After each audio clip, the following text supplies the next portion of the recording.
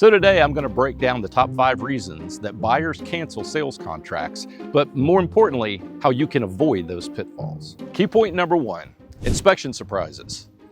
Home buyers do not want surprises when they get that inspection report back. Roof problems, foundation problems, HVAC issues, or old parts that are wearing out are the most common causes of a deal breaker. It's going to cause the buyer to either demand that be repaired, which means replaced, or they're going to want big concessions at the closing table. So to avoid this, get a pre-inspection report done at your cost, and then go ahead and address any of the major items. It's going to make the process much smoother and help you avoid our horrible, spooky, no good problem number 1.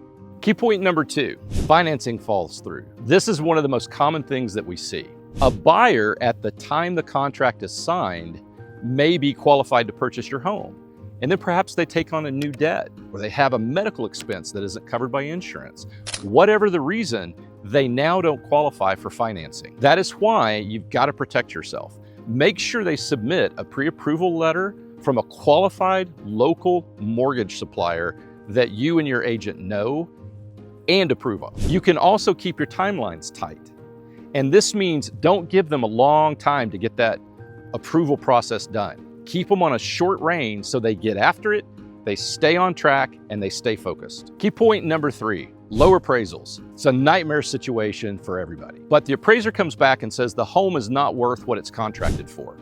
Well, the mortgage agent, they're not going to cover the difference between the contract price and the appraisal price.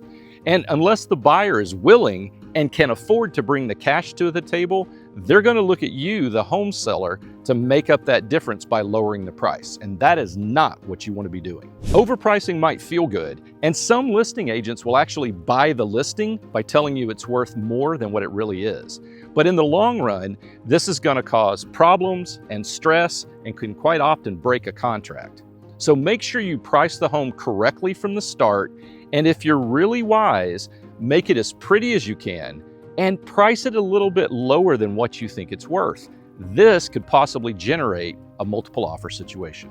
Key point number 4, buyer's remorse. Not every cancellation is about money. Sometimes it's about emotion. A buyer may panic, get spooked, or even find another home they like better. You can't eliminate buyer's remorse, but you can minimize it by keeping communication open and only working offers from agents that you know are quality agents who have had a great conversation with their buyers and prepared them both mentally, emotionally, and financially for what's to come. Key point number 5, if and buts. If and buts in a contract cause undue stress and a lot of loose ends that have to be tracked down and managed. I'll buy if I sell. I need 6 weeks for an inspection. I need 8 weeks to get my mortgage paperwork ready. More contingencies means more chances of that contract getting broken. And that means more chances for you to not sell your home. That's why Deb and I work closely with our sellers to make sure all their ducks are in a row, all the I's are dotted and the T's are crossed. And as much as we can, we try to do that with the buyers that bring offers to the table. Looking out for you and helping to minimize potential gotchas is the smoothest sale transaction you'll ever have. Going under contract's exciting, but it's only step 1. Remember, it starts with setting up your home and your offer terms up for success. If you're planning to sell your home, let's talk. We will set your home up for success, review all the offers wisely, and make sure the terms benefit you as much as possible. And that will result in a smooth sale.